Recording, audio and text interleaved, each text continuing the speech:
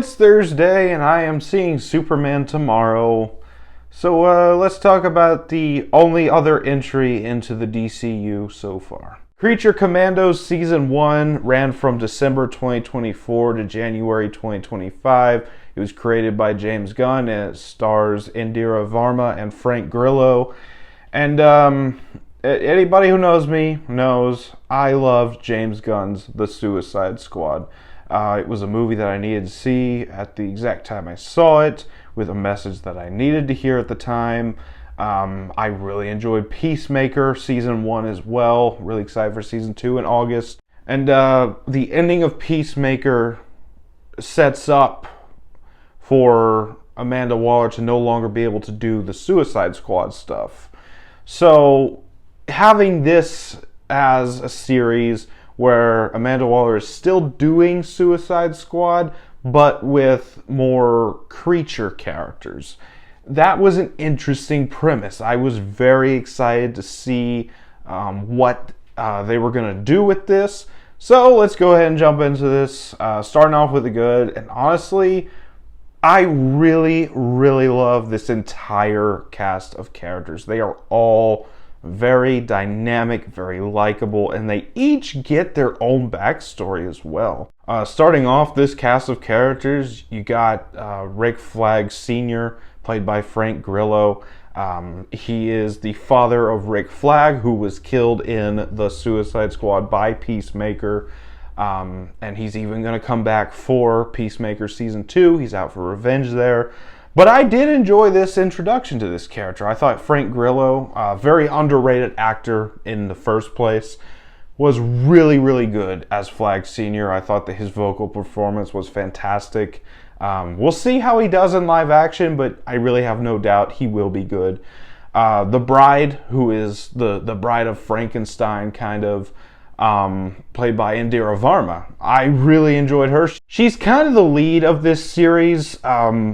It's marketed as Rick Flag Sr. is leading them, but really by the third episode, she's kind of become the leader here.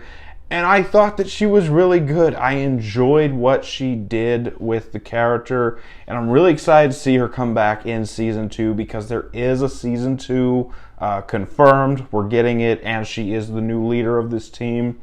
I really enjoyed her. She's got really great dynamics with a couple characters I will mention in this review, but I really enjoyed her. You got Nina, played by Zoe Chow. I love this character. This is probably my favorite character in the entire series because she's a creature. She's seen as a monster, but she's a genuinely good-hearted individual who just wants friendship or to help somebody. And I really enjoyed Zoe Chow's vocal performance and how she gets across this nature of this character, this very kind-hearted nature. And James Gunn, I love you, but I will not forgive you for how you close this character's story out. But yeah, really enjoyed Nina. Dr. Phosphorus, voiced by Alan Tudyk. Really great character as well. I love Alan Tudyk. Dr. Phosphorus is a character I've never really... I don't want to say I've never paid attention to him because I knew about him, but he's just not a character that was ever really on my radar for DC villains. But I really enjoyed what Alan Tudyk brought to this character. You got this character who is allegedly a mad scientist, kind of a psycho, and you even give him a backstory that makes me feel sorry for this guy. And honestly, that's really, really well done. Also having Benjamin Byron Davis as the voice of Rupert Thorne for that episode. Spot on casting. I love that. Absolutely fantastic. I like Dr. Phosphorus. Now you got two characters played by Sean Gunn. First you got G.I. Robot, who's kind of just there to ask if a character is a Nazi and then kill them if they are a Nazi. I enjoyed that aspect. They were supposed to do a Sergeant Rock movie, but they could never get a star, and it just kind of fell through. Would have loved to see G.I. Robot, but Season 2 is coming.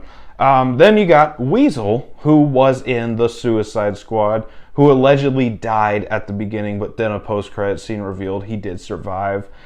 And I am highly shocked that they were able to make Weasel such a likable and sympathetic character, because we're led to believe in the first movie that he murdered a bunch of children. But then we get the episode that shows Weasel's backstory, and we're like, holy crap, he's just an innocent little guy who wanted to have fun, and then this tragedy got pinned on him, but he didn't do it.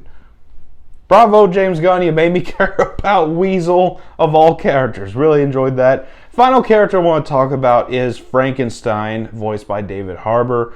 Now, this is not a member of the team, but it is a very prominent character in this series. He's kind of just a personal antagonist for the Bride character. He teams up with Rick Flag Sr. in the back half of this season. And honestly, I love David Harbour as this character. I love him as Red Guardian in the MCU, but honestly, I kind of like him even more as Frankenstein, because he's just so... he's got that certain sense of humor that just...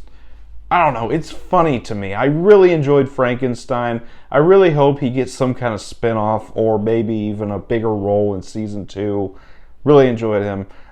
Great cast of characters, no doubt. The plot here is really good. Like I said, it's Amanda Waller still assembling Task Force X, but with monsters, creatures, not human villains. I enjoyed that, and they're all on this mission to stop World War III, but they're all being manipulated throughout the situation. Is Cersei telling the truth? Is this princess character actually super evil? And we get a lot of reveals throughout the show that really brings this whole thing full circle.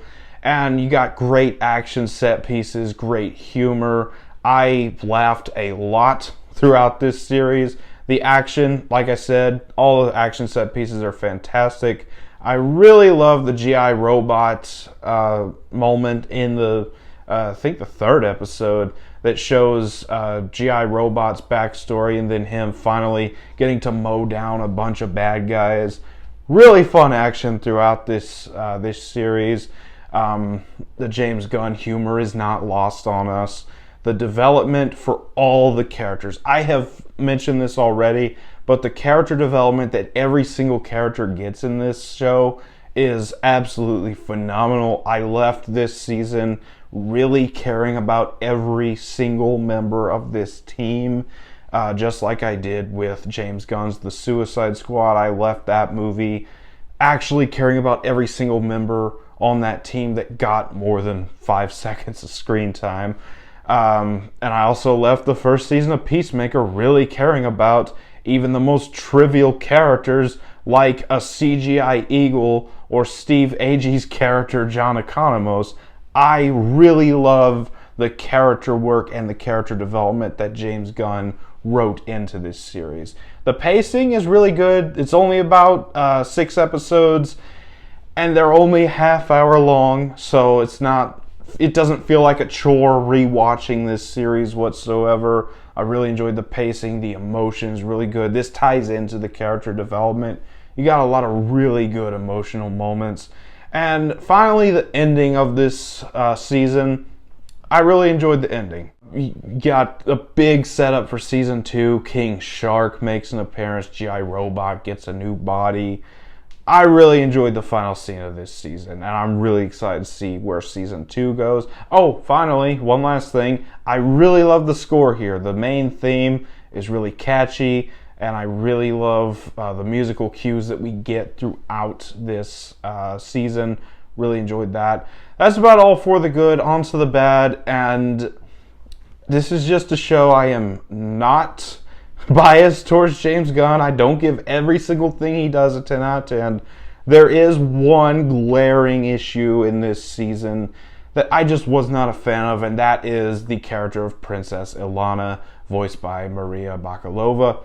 I love her as an actress, but this character just doesn't do it for me, because you get reveals that maybe she's kind of a villain, but having her just throw herself at Rick Flag Sr. in the first couple episodes, I don't know, that just doesn't exactly do it for me. Weird character, weirdly written, and now that she's dead, there's really no reason to think about her regardless. But that's about it. On to the final thoughts. I really enjoyed this first season, and I'm really excited for season 2. Creature Commandos season 1 is a really fun series. I'm really excited for what comes next, and I'm going to give it a 9 out of 10. That was my thoughts on Creature Commandos season 1. Have you seen this season? Let me know down in the comments what you thought about it if you have seen it. And as always, if you enjoyed this video, don't forget to like, comment, subscribe, and I'll see you all next time.